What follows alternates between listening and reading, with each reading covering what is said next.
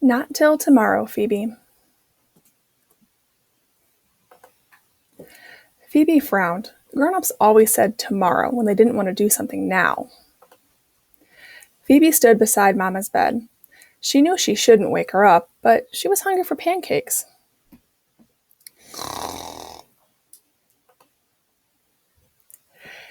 Phoebe would have to make her own breakfast.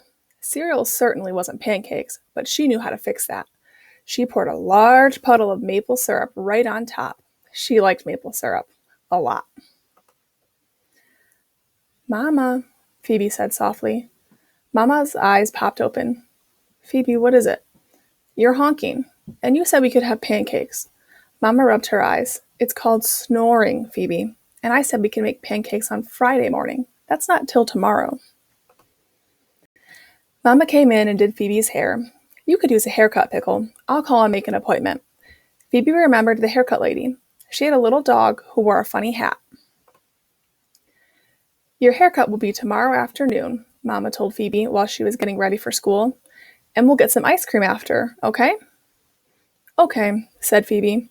She really liked mint chocolate chip, but she didn't like that word, tomorrow.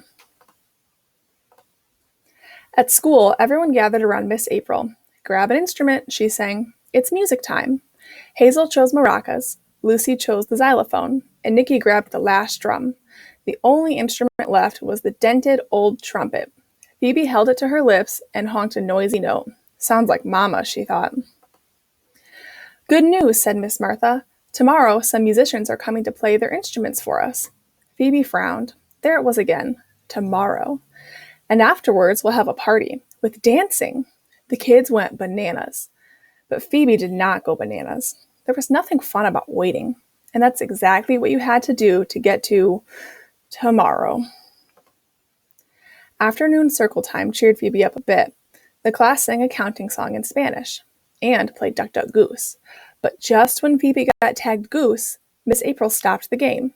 Time for the goodbye song, she sang. We'll play again tomorrow. Phoebe stomped outside.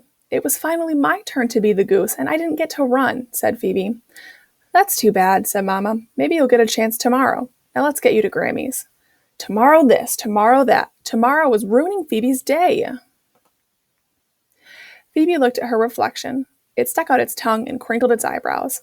She wasn't a goose. She was a tiger. Phoebe stepped closer and tried a crocodile face. Finally, she settled on a big brown bear face with lots of teeth. Phoebe growled as Mama clicked her seatbelt. She bumped Mama's seat with her back paws. Phoebe, please stop kicking my seat. Tomorrow, Phoebe said in her bear voice. Mama looked at her in the rearview mirror. She looked mad. Tomorrow had been causing trouble for Phoebe all day long, and now tomorrow was getting Phoebe in trouble. She didn't want to cry, but tears don't always listen, not even to bears. When they rounded the corner, Phoebe saw Grammy waiting. Oh goodness, what's the trouble, wee one? Said Grammy. She smelled like cookies. Phoebe liked cookies. A lot. Phoebe went over to Grammy's big chair and sat on her head with her legs in the air. Now her tears were running up her face. Grammy's piano was on the ceiling, and the hanging plant was sticking straight out of the floor.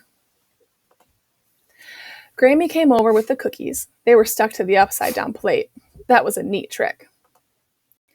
I wanted to have pancakes and see the haircut lady's dog and eat ice cream and hear the musicians and be the goose, but everyone keeps saying tomorrow. Phoebe frowned and wondered if it looked like a smile. That's hard, said Grammy, not at all fooled by the upside-down frown. I want to take all the tomorrows and throw them away, said Phoebe.